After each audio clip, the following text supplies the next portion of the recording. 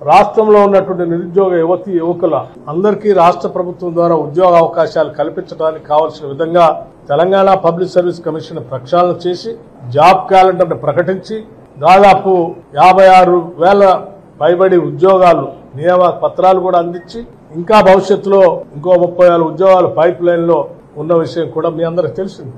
అవి కాకుండా ఉద్యోగాలు పొందలేనటువంటి రానటువంటి నిరుద్యోగ యువతి యువకులు 10 ఏళ్ల పాటు వాళ్ళు పడుతున్నటువంటి బాధని ఆవేదనని అర్థం చేసుకుని రాష్ట్ర చరిత్రలోనే కాదు దేశ చరిత్రలో కూడా మొట్టమొదటిసారి 9,000 కోట్ల రూపాయలతో రాజీవ్ యువ వికాసం అని ఒక కొత్త స్కీమ్ ని ప్రకటించడమే కాదు దాన్ని పూర్తి స్థాయిలో అమలు చేసే ప్రక్రియలో భాగంగా ప్రకటించిన నాటి నుంచి శాంక్షన్ లెటర్ ఇచ్చేంత వరకు కూడా క్యాలెండర్ ను ప్రకటించి ముందుకు పోతా ఉన్నాం.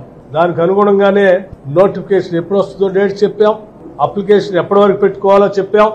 ఇంకా 5వ తారీఖు కాదు, ఇంకా చాలా మంది ఉన్నారు అప్లై చేసుకోవడానికి. ఇంకో 1 వారం రోజులు పెంచమంటే ఏప్రిల్ 14th వరకు అని పెంచాం.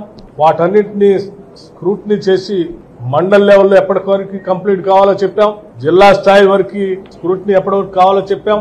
అంతిమంగా స్క్రీన్ చేసి సెలెక్ట్ చేసినటువంటి లబ్ధిదారులకి జూన్ 2 శాంక్షన్ పత్రాలు కూడా ఇస్తామని ప్రకటించాం. ప్రకటించినట్టుగానే తూచా తప్పకుండా అమలు చేయబోతున్నాం.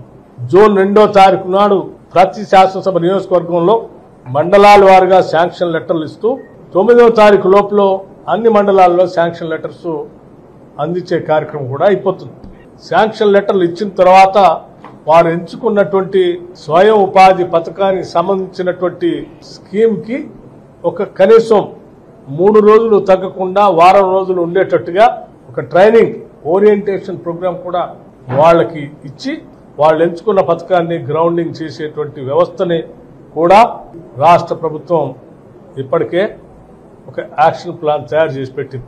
అందుకే రాష్ట్రంలో ఉన్నటువంటి యువత అంతా కూడా మొట్టమొదటిసారి కోరి కొట్లాడి తెచ్చుకున్నటువంటి ఎన్నో ఆశలతో తెచ్చుకున్న ఈ తెలంగాణ రాష్ట్రంలో మన స్వయం ఉపాధి కోసం వచ్చినటువంటి రాజీవ్ యువ వికాసాన్ని మీ కాళ్లపైన నిలబడటానికి స్వయం ఉపాధితో బ్రతకటానికి చక్కగా సద్వినియోగం చేసుకోవాల్సిందిగా విజ్ఞప్తి చేస్తున్నాం.